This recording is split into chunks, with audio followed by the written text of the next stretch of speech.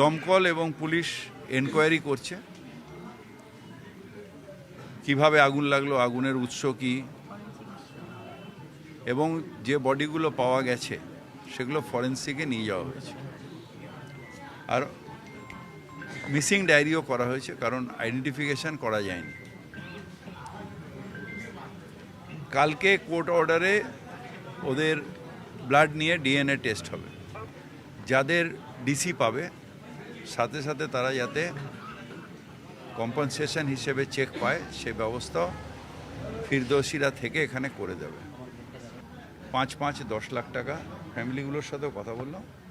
যখন ডিসি পাবো, মানে আমরা যখন আইডেন্টিফিকেশন করে নেব, তারপরে এখান থেকে সেটা দেওয়া হবে।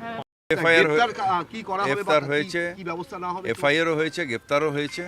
এদের ফরেন্সিক টেস্ট, ডিএনএ টেস্ট না করা পর্যন্ত, কোর্টের অর্ডার না আসা পর্যন্ত এটা আমরা করা যায় না। সেটা পুলিশ ব্যবস্থা করছে।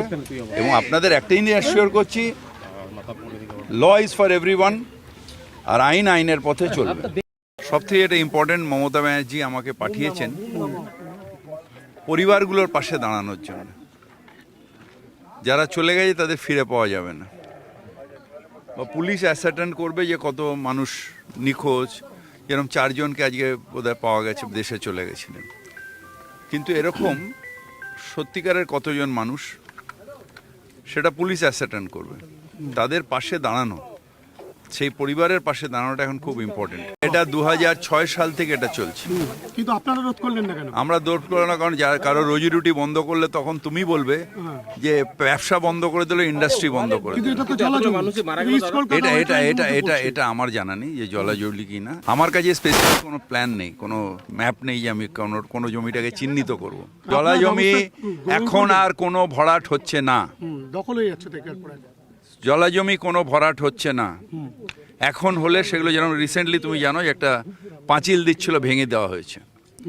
যদিও এটা কর্পোরেশনের এখতিয়ারে নেয়, কিন্তু আমাদের যে এনভায়রনমেন্ট মিনিস্ট্রি আছে তারা অত্যন্ত স্ট্রিক্ট। এখন আমাদের খবর দিলেই আমরা এসে ভেঙে দিচ্ছি। এখন কিছু হচ্ছে না। এগুলো আগের 2006-2000 সালের বা রামসে কনভেনশনের আগে। এবার কোনটা জলাজমি রামসে কনভেনশনের আগে সেটা আইডেন্টিফাই করাটা খুব